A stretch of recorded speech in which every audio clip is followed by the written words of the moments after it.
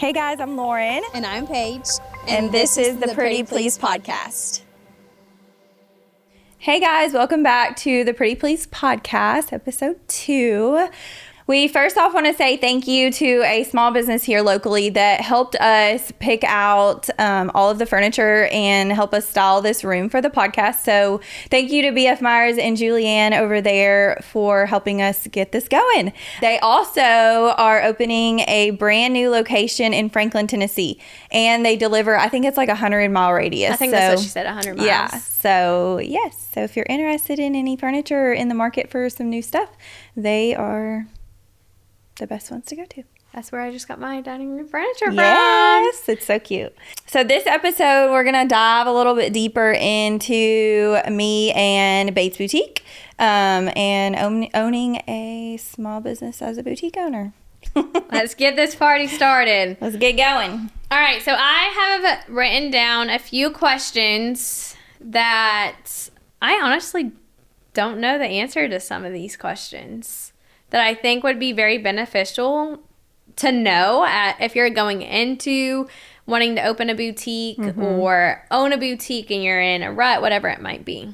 Obviously, in our last episode, you said that you got your degree in fashion merchandise. Yes. And you previously worked in retail before you opened your boutique. Tell us a little bit before we get into some deeper quality questions. What led you to open up Bates Boutique, and how did you get the name? I would say my love for clothes. All throughout high school, I would say everybody always came to me asking if they could borrow my stuff, and I wouldn't let them because I knew if I let them, they're not going to return it. Yeah, that they would return it. And I was pretty stingy with my clothes, but me and my dad used to go shop a lot. I used to make my dad go shop. Hold on, with your me. dad went shopping with you and not your mom? I would convince him. I'm pretty good at persuading my dad to do things. Okay. You know, I mean, I'm his daughter, so. But yeah, we would go shop a lot, and I was pretty spoiled rotten, I will say, by my dad, for sure. And my mom. I mean, don't leave my mom out. She spoils all of us, for sure. But so yeah, I would just say my love for clothes kind of led me to, I always knew I wanted to open a boutique, but I didn't really know like what that entailed or anything, honestly. Yeah. And so when I went to college, I really didn't even know. I guess I knew I kind of wanted to be in the fashion world, but I didn't really know where I wanted to go with it, because I feel like there's really not a lot of options unless you're like retail, and I knew I didn't want to work corporate. Right. So I was like, I don't know what I'm going to do with this, but I was like, you know what? I'm just going to go fashion merchandising major, and then of course I did my business and marketing minor just to have a little bit more behind it. Yeah, just in case. Yeah. In case I didn't go into the fashion, I had a little like backup plan. So I went to Lipscomb University, graduated in 3 years because I was actually homeschooled my junior and senior year of high school. So I was able to get my college out of the way pretty quick, which was nice and saved a lot of money. So yeah, before I opened this boutique, while I was still in high school, I worked at Charmin Charlie's, and I actually opened the store in Hendersonville with them. The one in the streets? Yes. Really? So I helped them actually open that store, and I was just a sales associate there. Okay. I think I worked there for like three or 4 years, and they never once would promote within. Like, they would always just hire. Really? And I was young, don't get me wrong, but I was like, why wouldn't, like, I was like, I know this store like the back of my hand. Like, why wouldn't you, somebody that's been here, helped you open the store, like, why wouldn't you? And that kind of led me to know that I did not want to be in corporate. I was like, this is crazy. And I went through like 3 or 4 different managers working there. Wow. Yeah. So I was like, this is crazy. So then I went to work for Bloom, which is actually right next door to Bates Boutique now, which it was actually owned by a girl named Ashley when I worked there. And Kennedy, that owns it now, worked with me. So she was an employee there. Okay. Towards the end. So yeah, so I was like the manager there for a really long time, and I loved it. I really did. Ashley and her husband got pregnant and had a little girl. And when that happened, they came to me and asked if I wanted to buy it. And it just, consignment just really wasn't where my heart was. And I don't know. I just felt like with that type of money, like I could go and open my dream boutique. Right. So that's essentially what I did. I had kind of dabbled like a little bit of a website, online store, just to kind of get my feel for it and see. I even set up like a little shop in my house and had people come over. That's where Melissa Kleiner bought the first thing from me. So I kind of had that going, and then my space went up for rent. And Ashley, she was like, you should go look at it. And I was like, no, like, I'm not ready for a storefront. Like, this is just not good timing. How old were you? I'm still young. I was 22. Okay. And I was like, I'm still really young. Like, I don't have enough saved up. Like, I was just like, this is scary. Right. So, but I was like, you know what? I'm going to go look at it. Yeah. Like, something was just telling me, go look at it. You never know until you try. Right. So I went over there and met with the owner, the landlord, sweet lady. I can't remember who went with me. I would assume my mom and dad went with me. That was a long time ago. That was 8 years ago.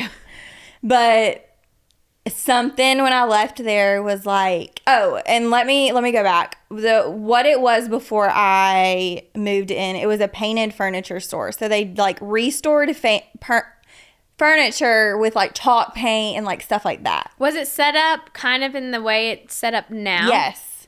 Really? But it was carpet, and every wall in that place was a different color. Wow. Mm-hmm. It was bad. It was actually really bad. But when I left there, something was just telling me like, this is it. This is your chance. Like, go for it. And the rent was very reasonably priced, and we had to go in, so I did it. And we had to go in. We ripped up all the carpet. We painted all the walls. My stepdad, my mom's fiance, and his dad helped lay all the flooring. I'm like, Austin, you got out of this one. Because he didn't wait until all this was done to ask me to be his girlfriend. So I think that was on purpose, but... His mindset? Probably so. Probably so. So we came in, completely redid the thing. Racks. We had to build the racks from scratch from stuff at Home Depot, like literally each piece. Yeah, the pipes. Yeah, so that was fun. But yeah, that's kind of where it all started 8 years ago. And then honestly, like I opened, so I had my like grand opening event, which I think I did like a little sneak peek before with like family and friends, right. And then the actual opening day. And like by the end of the opening day, my racks were empty. What'd you do? Oh, okay. Were your racks completely full when you opened? No, inventory is so expensive, like so expensive. I mean, I only could buy so much. Right. And like, I mean, they were like, I could space them out enough to like make it look good and look full. Yeah. But every Saturday, my racks would it would look like I'm closing. So explain to us how you started with your inventory, how you had to continue to purchase, like how did you get to the point where you are now, to where the racks are so full you can't even shop them.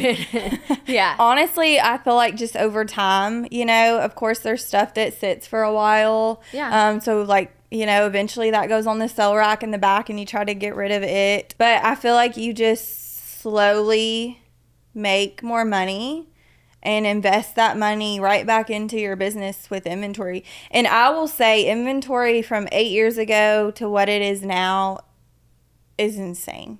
The price difference, like what I used to spend on inventory and now, and shipping, I will say that too, is crazy. So prices are going up not because we want them to, but because they have to, yeah. Which I hate, because I mean it's just inflation. That's just part of life. But yeah, so a lot has changed.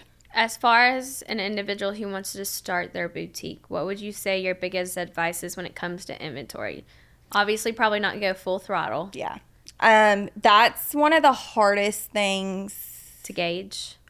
Yeah, because it's like the stuff that I think is going to sell out in an hour or in a weekend in the store will sit. And then the stuff that I'm like, oh, I mean, it's okay. Whatever will fly off the rack. So it's like you really have to know your customer and what they want and how they like stuff to fit. And I mean, you have to.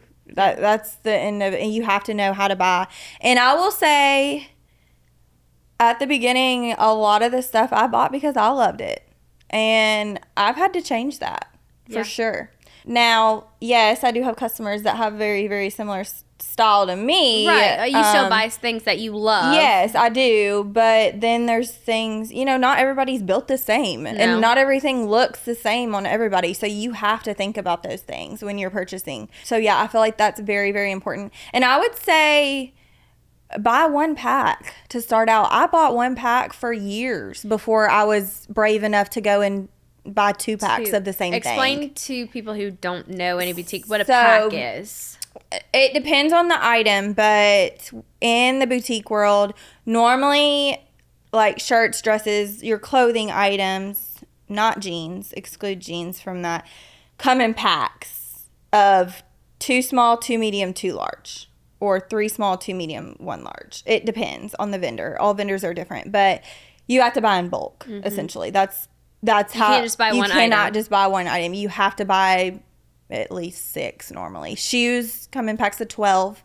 Jeans, you have a minimum of normally like 8 to 10. It just depends. You can pick your sizing, but so if somebody wants, say you're sold out of something and one person wants something, you can't just buy one of something. No, and people don't understand that because I get people a lot of times. They're like, I need a large in this. Can you get me one? And I'm like, financially, it just doesn't make sense unless I have a ton of people coming at me saying, I want this. Right. It just doesn't make sense for me to go and buy a whole nother pack for one thing to sell. And that's, I feel like, in the boutique world, as an owner of a boutique, that's kind of where you have to be selfish, too. You do. Is even like, you want to help that individual and you want to get them that. And sometimes, honestly, like if I know that I'm not going to reorder that, I'll go find another small business and send them their link to and it. Sometimes they're like, well, we want to buy from you. And I'm like, I appreciate that. I really do. But it just doesn't financially make sense for me to go buy 6 more of these knowing that I'm only going to sell 1 or 2. Or, yeah. That makes sense. What's something an outsider wouldn't know about your industry as a whole? I would probably just say what all goes into it. Yes, it looks like all fun and games and that we get to play dress up all day, every day, but there's a lot more to it than that. From ordering, from it coming in, unpacking it, hanging it, steaming it, styling it, shooting it, selling it, packaging it up, and shipping it back. There's so much more behind the scenes that goes into owning a boutique than what you see out there like on the social media. Right. So I would just say it is fun and games. Don't get me wrong. I love it. I love what I do. But you work 24/7. It's also not easy. No. You work all the time. And I think that's something social media has. One poor thing about social media is people give you what they want you to see. Mm-hmm. Yeah. And I feel like that's something, as I've joined Bates Boutique or I do my thing, or that we want to show you more of this behind the scenes so you can see what all's going into it. And I feel like we do a pretty good job about showing everything. And there's some things we can't show. Yeah. But I feel like we've been doing better about that, like showing like, look, it's not all rainbows and sunshine over here. Like, there's other stuff behind the scenes that goes on than just us smiling and taking pictures and having fun and all that. So, what's the career highlight you're most proud of in your 8 years of owning your own business? That's a tough one. I feel like I can't really think of like anything like specific. Starting my own business at 23, like I didn't know what the heck I was doing, but like, and now here I am 8 years later, like what? Like, where did that 8 years go, first of all? And second of all, like, how have I been able to financially build a house, drive a nice, like, how have I been able to fund my own life from this small business, which is crazy. I think, too, is you've also, as a small business, have gone through a pandemic. Oh, yeah. That was scary. I mean, we'll be honest. Were you to the point you were... Oh, I was a nerd. I was... shutting your doors. Oh, yeah, for sure. Like, now, I will say, and this might surprise some people, When they made us close for that 6 weeks, I mean, it was kind of nice, but I was freaking out. Well, of course. So they made you Yes, for 6 weeks I was closed. Like the United States made you close? What? Okay, I didn't. I was in court. I was essentially first responder then, so I was going into work every day. No, so I didn't we had know. to close for 6 weeks. Yeah. Okay. So that was scary. It was a nice little break, but by the time week 1 was over, I was like, okay. So what did you do? Like, Online. did you do online stuff? Okay. And then my UPS driver, he would text me if I had something, and I would go up there and get it and bring it home. So could you not even go up to the store and work online? Yes, up there? I could go up there and ship and stuff. I just couldn't physically have my doors open and say that I was open. Interesting. Yeah, for 6 weeks. It was scary. But I will say that was 2020. That was like beginning of 2020. 2021 was my best year ever in business. Really? Yeah. So it's like I gradually, and then after 2021, we took a hard hit. But I will say I blame some of that on me. I was pregnant in 2022. So I feel like I was tired, and I just wasn't in it. So I feel like that was to blame, but I feel like the economy too was just right. Everybody was recovering from what had just happened. So what made you, obviously scary times and things like that, what made you kind of get out of that? You had Liam, so you weren't pregnant anymore. What made you kind of get out of that rut and saying, okay, we're doing this? Either I do it or I don't. Yeah. So I had Liam last November of 2023.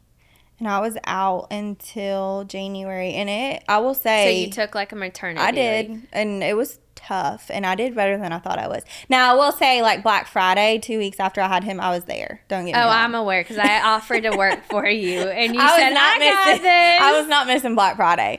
But I did pretty good through the holiday season. And then January came around, and it was tough to get back in a routine. It was. Like, I was only going in a few days a week, and that's not like me. No. At all. And so. No, I got to push you out the door at this point. Yeah, exactly. Like, I just wasn't myself, but I was a new mom. Like, I was trying to embrace that. Like, I was trying to spend time with him. I could tell sales were bad. Like, when, like, that summer, June, July came around, like, I was like, I don't know how I'm going to do this anymore. Like, I don't even know if I can pay my rent. Like, it was bad. Really? Yeah. Like, there were months where, I mean, I wasn't paying myself. Well, and to be honest, there was during that time last year, you saw small businesses dropping left and right. We're closing our doors. We're having our final sale, whatever. It was rough. I feel like it was a lot of people. It wasn't. Yeah. It was everybody. Yeah, it was. And then you came along, Miss Live over here. When did we start that? June of last year. Because I came to your house once a week at night. Yes. Sometimes 2. And we would sit in my office. We would. Up at my house and make charm necklaces. And it took off. It was crazy. I was like, I never in a million years would have thought. And I'm like, okay, well, if they like these charm necklaces, like, let's show them some clothes. So Let me preface. I had to pull tooth and nail to get this girl to go TikTok live. Yeah, that was just not me. And at first, somebody the other day, I was live and I was in my office. And I was like, do y'all remember The Office? And they were like, yeah. They were like, that was when you wouldn't even show your face. Literally. You would have the camera angled down this way. Or you would make me get in the video and you wouldn't get in it. Yeah. But look how you know. I know. It's crazy. You're doing a full podcast. I know. It's wild. So that was June of last year. And then That's crazy. feel like we started going to the store and going live in the store. And I would come... We would do like a Monday night live type thing because the store wasn't open. The store's not open on Mondays. And we did like the ABC game and like different fun little games and stuff like that. And then I was like, well, if you want to come work with me, let's preface. I tried for probably 2 years before that. I was like, Lauren, let me come work with you. I can't afford you. I literally cannot afford you. And yeah, so that's wild. It's weird how it all kind of came It was back. meant to be. Hey, I'm a firm believer of everything happens for a reason. So It does. It does, for sure. And so I feel like October came and took It off. was hit the ground running. October to December was a blur. I mean, we legit. It really was. I think I lost like 10 pounds because we would forget to eat lunch every day. And that's so unhealthy. And that's why I'm trying to be better about me. I did tell Lauren, I said, now that we're back, like, we can In slow more of down a a little routine. bit. We have to make sure we eat. Yeah. Yeah. Like, rather it means we don't go live until after we eat. Lunch. Yeah. Like, we have to eat. It was bad. Because when we would get off live, we would be so hungry. It would be like 3 or 4 o'clock, and we would be eating, and then by dinner we wouldn't even We're be not hungry because we had starved ourselves all day. But And let me preface, you lost 10 pounds. In the last 6 months, I've lost 4. oh, whatever. That's not fair. Well, we're not even going to talk about before that. Did you see that picture the other day? I was like, that don't even look like you. I know. I was like, that is posted it crazy. yesterday. That is wild. I was like, who is that? But yeah, and then November came. We had our best day ever. In November. Was Black Friday. Our best last month year. ever in Our best November. month ever. We've surpassed many and many of goals. Was this past January and February your best January and February? Yeah. Ever in business. That's crazy. It's nuts. I never in a million years would have thought. And I think Especially your J months. I think that just shows in a small business, you have to be flexible. Mm-hmm. You have to be willing to get outside of your comfort zone. Yep. You have to be willing to go with the trends of what's working. Yeah. And like I have so many other small businesses that are coming to me and saying, girl, you're killing it. You're killing it. I'm like, girl, TikTok Live. Do it. Do it. Do it. And how many times did you tell me, I feel stupid, there's only 10 people on here? I know. And when I first started, there was only like 10, 15. And then, I mean, now we get on and there's a couple hundred. I'm like, that's crazy that there's a couple hundred people sitting in here staring at me talking. There's about who knows what. But at the same time, it's like, it's a couple hundred and I feel like they're a friend. Yeah. I don't know you. No, If but you were you to feel walk like you in the do. store and you not tell me your name, We I wouldn't don't know. know who you are. But if you walk in the store and say, hey, I'm Lorraine, or Yeah. hey, I'm Laura. Yeah. Oh, I know exactly, I know exactly who you are. Yeah. It is. It's wild. Like, I feel like it's a community. Yeah. It really is. It is. It's crazy. It's But mind-blowing. I think it also shows like they've got your back, but we've also We've got theirs. yours. Yeah, for sure. What's the best career decision you've ever made? Letting others help me. Like, I feel like for so long, it was just me. Yep. And I did everything. Yeah. I mean, everything. And I feel like allowing others to come in and help, especially now that I'm a mom and have a family, like I feel like you have to, like you don't have a choice. I cannot do it all. So I feel like delegating, which I'm not good at, but I have to. But doing that would probably be one of the best things I've ever done. Right. For me physically and like mentally too. Well, I feel like too, while it is hard to delegate to people, it's also something once you've done it, that person that you're delegating to feels appreciated. Feels like, oh, they believe in me. They trust me. They trust me to do this. Yeah. And so that I feel like And build your that's another business. thing. Like I said, it's hard to trust people. So finding somebody that you can trust is tough and that you can feel comfortable letting them do things. Like, Because that's my baby. I mean, Yeah. Base Boutique is my livelihood. Like, it's hard. if for sure. if somebody came in here and said you cannot go into your store or do anything for your store for a full month, would you feel comfortable No. with I mean- that? Did I'm offended. I would feel comfortable, but I wouldn't allow it. Like, no. But you're not allowed to. They It would said you drive me can't go in nuts. there. and I'll see Lauren's car driving back and forth. With I her would head not out be able the to stay. window. I'd have FOMO. Like, no, y'all can't do it all without me. But no, if like something were to happen where I was incapable, Yeah. yes, it would run just fine. which is amazing to say because that's hard, especially for a small business that has 3 employees. Like, Yeah. you know 4. what I mean? 4. Well, yeah, 3, and then 4 including me. Yeah. Yeah. You're an employee. Oh, yeah. Guess You I am. count. I wasn't including myself. But yes, I could definitely run. Yeah. For sure. Bethy, she has no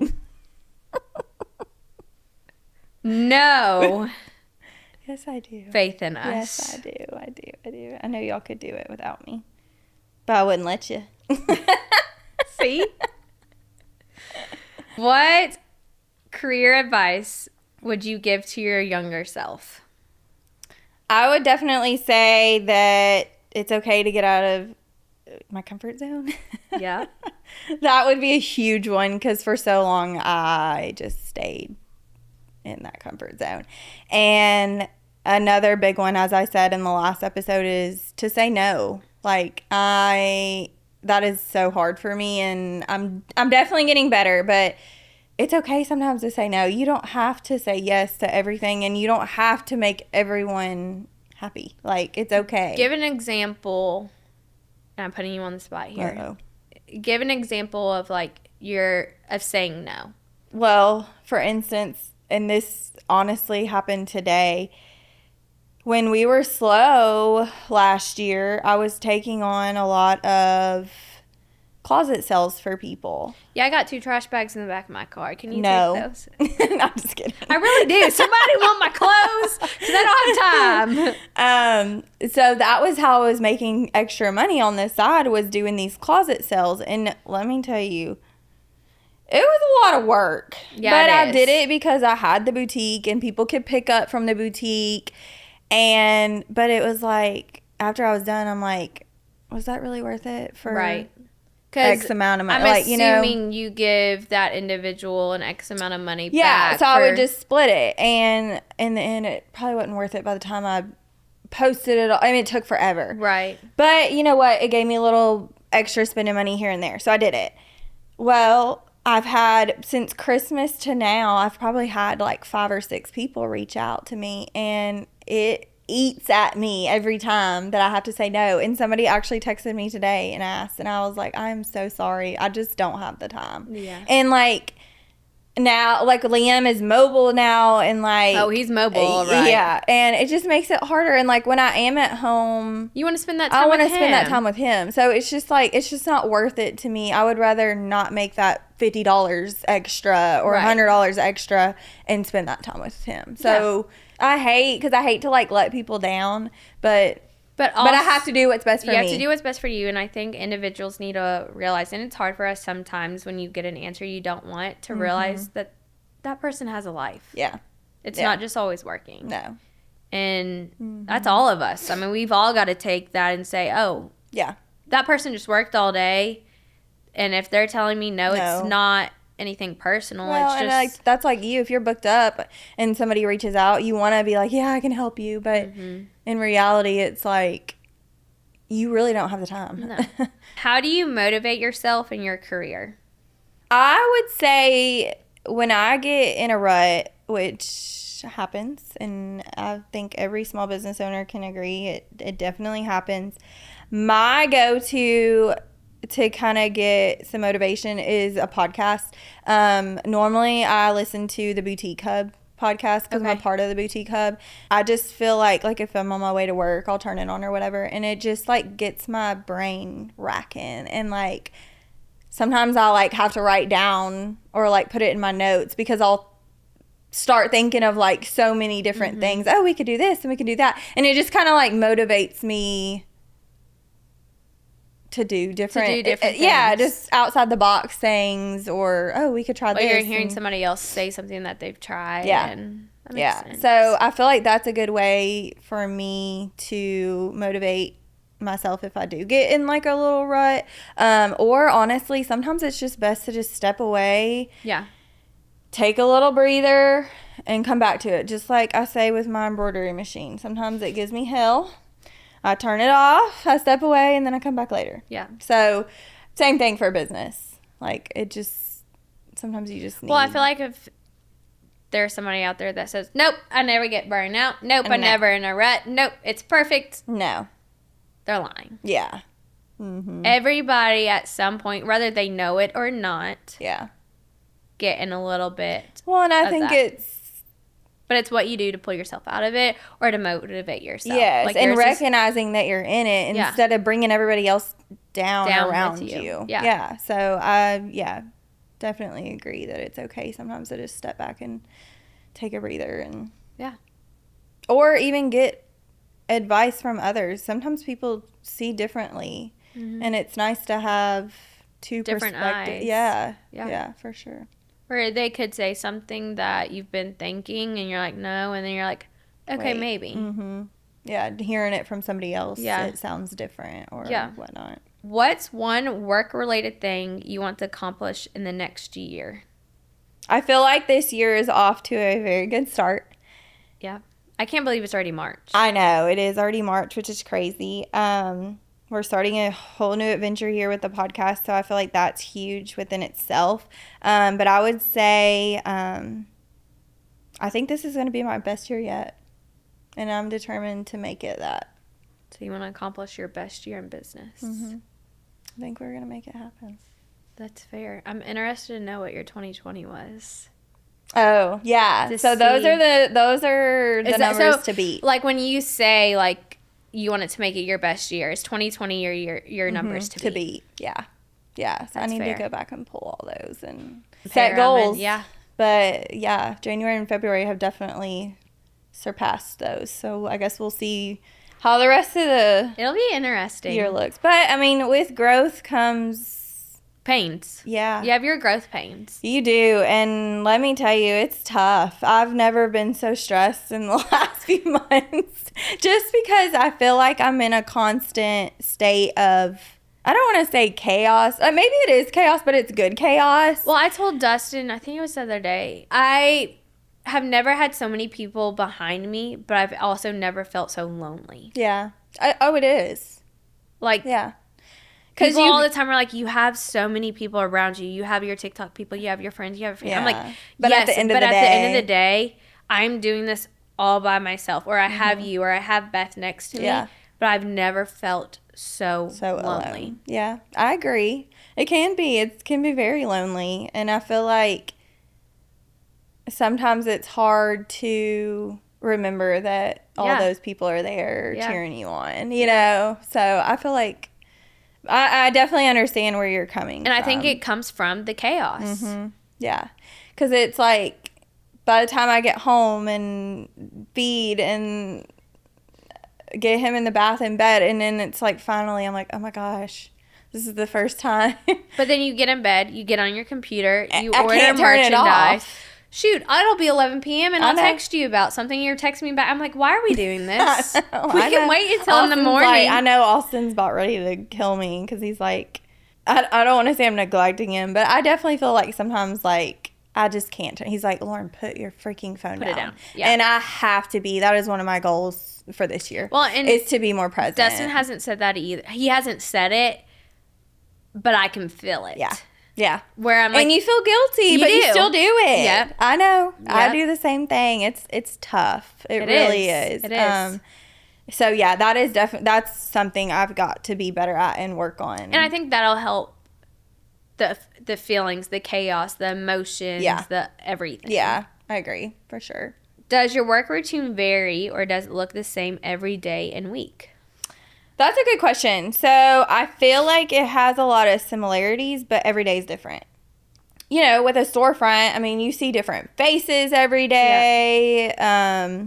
We go live every day. Well, some days, not every day. But, like, the conversations are always different. We always have new stuff coming in. Yeah. So, like, it's similar in the sense of, like, we have new stuff coming in. We have to unpackage it. We have to steam it and hang it, all that stuff. But it's different things. Mm-hmm. So I feel like because that, it makes it, you don't get burnt out as quickly. Well, and I feel like if I compare, I've only worked at the boutique for a few months, but if I compare my October, November, December, I was doing at the heat press every day. Yeah. You know, so it's like those days, during that time, you're doing more graphics and things like that. And then this time it's more springy, more like vibrant. Yeah. I was thinking about the other day. I was like, we haven't turned that heat press on in a minute. I know. I was like, this is kind of crazy. I think we did. Well, the it's St. because Patty's, the but we St. did Patty's, those early. yeah. So, but yeah, I do. I feel like yes and no is a good answer to that. Like, yes, similar things, but it's always different too. As the owner, obviously they see the unpacking, the lives, things like that. Is it the same for you in the mornings and at nights once you leave the boutique? From a business perspective, like, do you come home every night and order product, or do social media post or anything like that? No, I should probably. But... No, you shouldn't. No, I feel like I'm finally to a good. We just went to market. Yep. Which we went back in October as well, and I feel like we still have some things trickling in from that. Which I find crazy. Why did we do that? I don't know, because you forget what you bought. But like, I feel like we've done a good job at buying. And like the racks are so full, so I go through times where I'm like buy, and panic then buy, and then or at market and I'm like buy, and then like right now I haven't bought in a while. Well, I did the other day with some shoes, but you know, or she does buy and she forget. Well, that too. You would think I'd take like Ambien or something at night and buy stuff. I swear I don't, but you would think I do because it comes in and I'm like what? And then like scheduling posts, like I try to have an admin day, which. I need to figure that out. I need to get on a better schedule because I feel I used to be really good about scheduling out posts and stuff for the week. Not anymore. But I've got to get back on doing that for sure. Yeah. Yeah. We're working on delegation over here. We're getting there. I have delegated some things recently, which I'm is proud good. of you. What made you want to start a boutique? I feel like we kind of already touched on this, but like, when was it that you're like, yep, this is happening? I feel like when I worked at the consignment store, my boss then, she was awesome. Love her to death.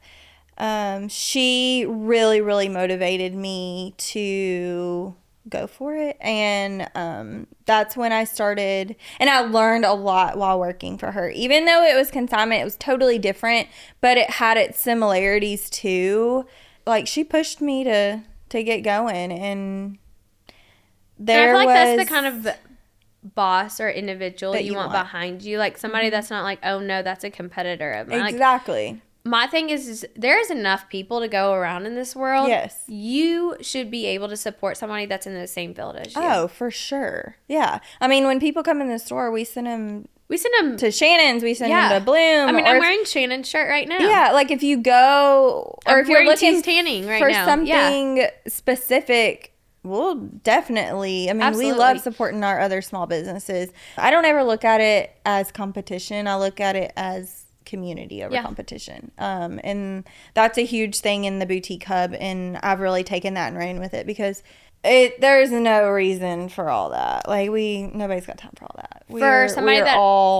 There's enough to go around for sure. For somebody that owns a boutique and maybe they don't know what the boutique hub is, can you kind of explain? So the boutique hub is you pay like a monthly subscription, and it's a community. It's kind of just what I said. It's community over competition. So it's all these small businesses that like. There's a podcast, there's Facebook groups, and if we have questions, and and everybody will kind of tell you what they think. At markets, sometimes they'll do like gatherings. If you're a part of the boutique hub, you can go, and then they have, which I did it one year, it's called boot camp, and it was in Atlanta. You go and they have speakers. And it was really cool. And then they have like little classes, and you can pick like which ones you want to go to or whatnot. For somebody that's starting, would you recommend? I would recommend it. I mean, it's a little pricey. It's like an investment, but you learn a lot. And I came back from that ready to roll. Like, I was very, very motivated. Had all these great fun ideas. So yeah, I would definitely recommend the boutique. Would you do it again? Would you go again? I would go again. Yeah, for sure. Because they always have different speakers and different classes and stuff. Yeah, I would definitely do it again. Especially if you get in a rut. Yeah. Like, I feel like if you need that like little bit of boost. Like, you're just to the point where you're like, nope, I'm done. I can't But go yeah, and try it out and see what happens. That's fair. How much did you start with to kick off your storefront?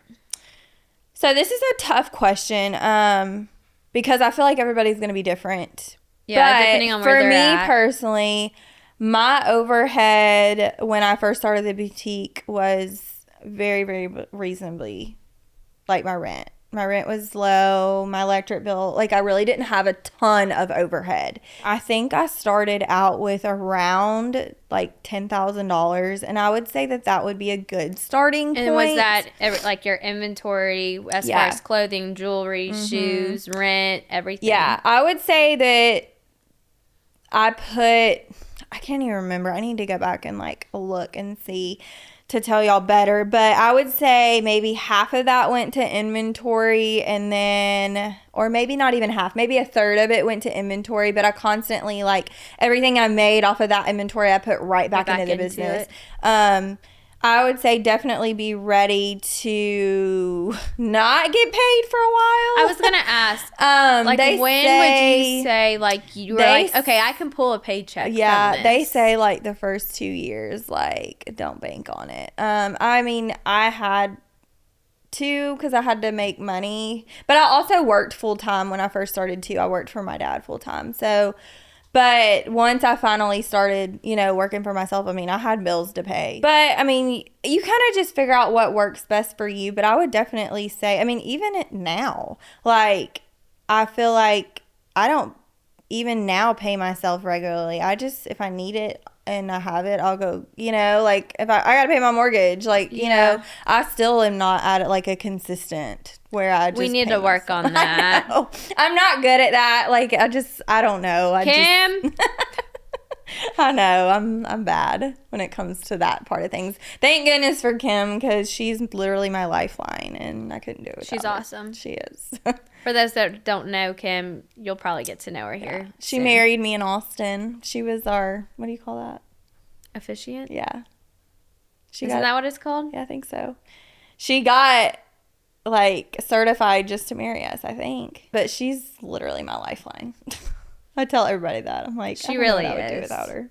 How long did it take for you to truly see this as an opportunity when starting? Because I feel like sometimes when you're starting a business, or you're obviously super excited, like you're in it, whatever, and then you get to the point where you're like, oh, I haven't pulled a paycheck in 2 years. Like, when did you finally see, okay, this is an opportunity? Yeah. I'm actually doing this. I'm stopping working for my dad full time. Like, I kind of think I went back and forth. I don't even remember. I need to look back. But, like, I think when I first opened,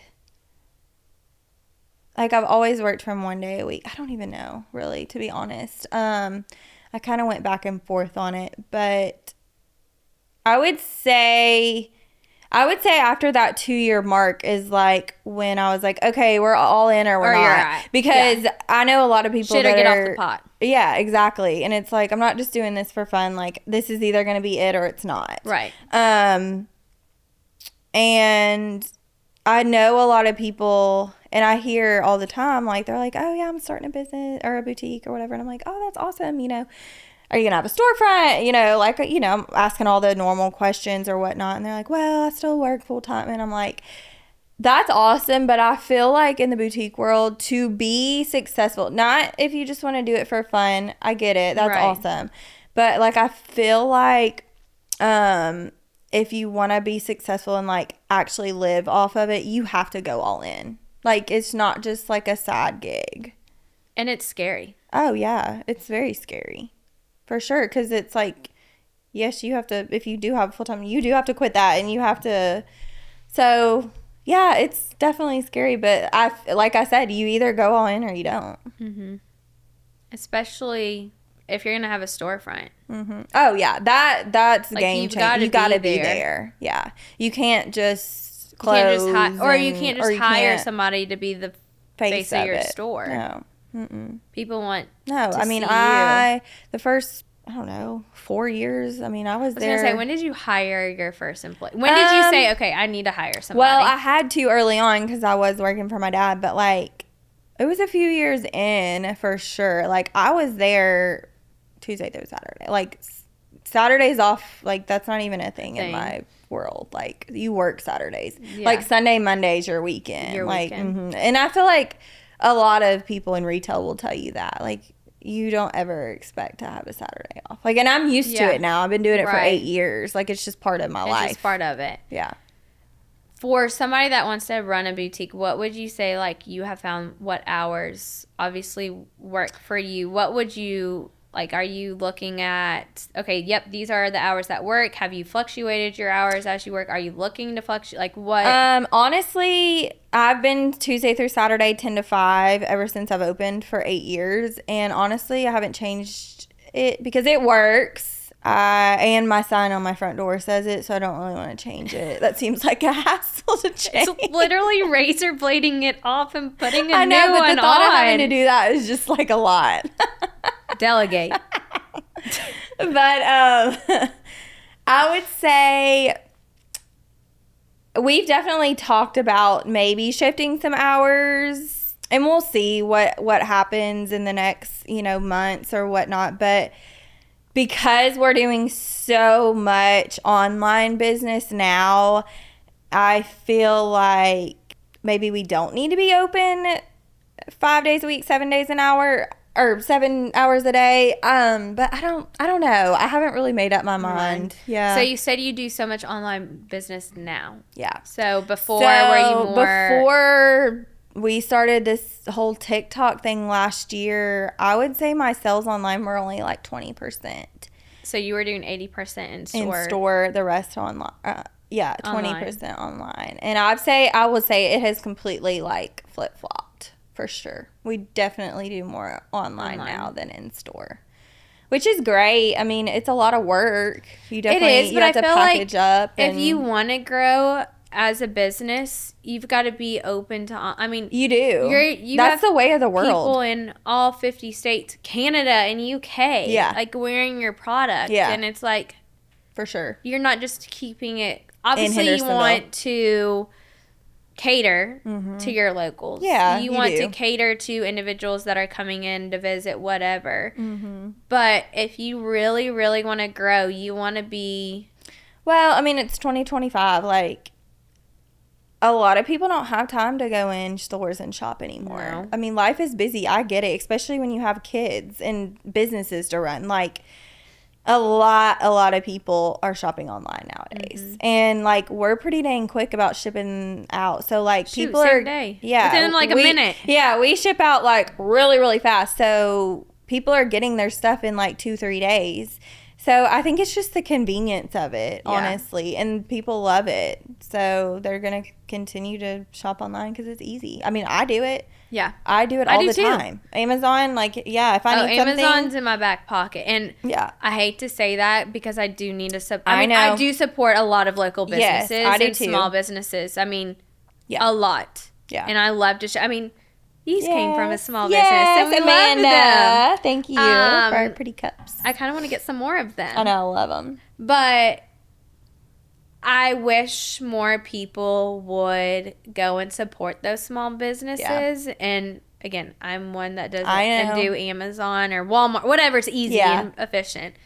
But let's support one another. Yeah. Too. You know? Yeah. I agree for sure. And I do. That was one of my goals for this past holiday season was to shop small for, gifts and Christmas and all of that stuff. So I do try to keep that in the back of my head. Yeah, absolutely. So. Well, to close it out, tell us one thing that we should know about Bates Boutique. Whether it be in the past, the present, the future, what you want it to be. Don't steal or Charlene will come after you. You did not. I'm just kidding. We have to cut that out. Yeah, you do. But we do need it to give to Charlene. Okay, what was the question again? Sorry, I had to say that. What is one... I cannot believe you said that. One thing that you want us to know about Bates Boutique. That's a tough question. Bates is my maiden name. You asked me earlier where the name came from, and I never answered you. Bates is your maiden name. So Bates is my maiden name. That's how we came up with the name. We're not associated with Bates sisters in any sense or form or.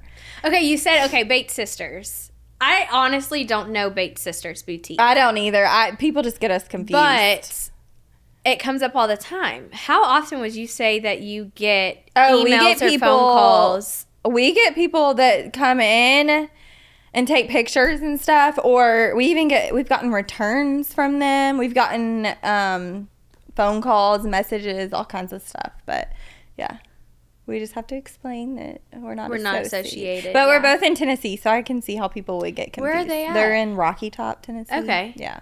So. I didn't realize that. Yeah. Yeah, I guess I would be easy to get confused. It does, but. All right, well, give us one piece of advice to close this out. Go for your dreams.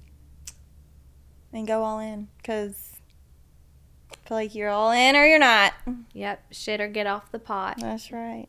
We appreciate I hope everybody enjoyed that. Yeah. I hope you learned a little bit about boutique owning and what all it kind of entails. It's a lot of work, but it's a lot of fun. If you ever have any questions, let us know. Definitely reach out. We would be happy to chit chat with you. Mm-hmm. Be flexible. Yeah. And we will see you all for the next episode. So we'll see y'all soon. See y'all then. Bye, guys.